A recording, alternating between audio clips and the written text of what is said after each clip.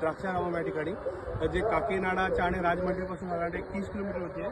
त्या मंदिराचं चार प्रवेशद्वार आहेत चारी बाजूनी आणि हे मुख्य मंदिर आहे. आणि या मंदिरामध्ये जे स्फटिकाचे शिवलिंग आहे त्या जगामधलं सगळ्यात 14.5 फुटाचं स्वयंभू स्फटिकाचे शिवलिंग आहे. आणि त्यानंतर ही शंकराची जी 5 दिव्यस्थानी आहेत त्याच्यामधलं हे 12वं आहे. आणि आंध्र प्रदेशमधील ते पंचदिव्य होतं त्याच्यामध्ये हे 3रं आहे. आणि आतमध्ये हे शक्तिपीठ जे आहे ते 12वं शक्तिपीठ आहे. मणिकंबा म्हणून ते देवीची नाभी इथे पडली होती त्याच्यामुळे ते मणिकंबा म्हणून नाव पडले. आणि हे अतिशय 3 युग म्हणजे त्रेतायुगामधलं हे सगळ्यात प्राचीन मंदिर आहे. आणि साधारणतः 2व्या शतकामध्ये ह्या मंदिराचं पुनर्निर्माण हे शंकराचार्यांनी केलेलं आहे. त्यामुळे हे अतिशय प्रसिद्ध आणि जागृत असं देवस्थान आहे.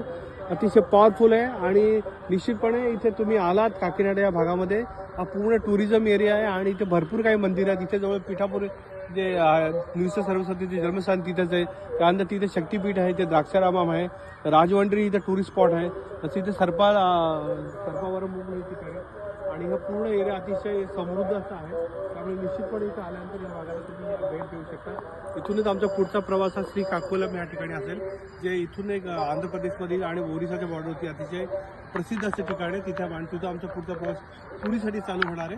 तर आज जवळ आम्ही पनवेल ते इथपर्यंत 2200 किलोमीटरचा प्रवास केला. आणि बघूया आता पुढचा प्रवास आम्हाला जवळ 2 ते 3 दिवसात आम्ही इथं पुरीला पोहोचणार आहे. धन्यवाद.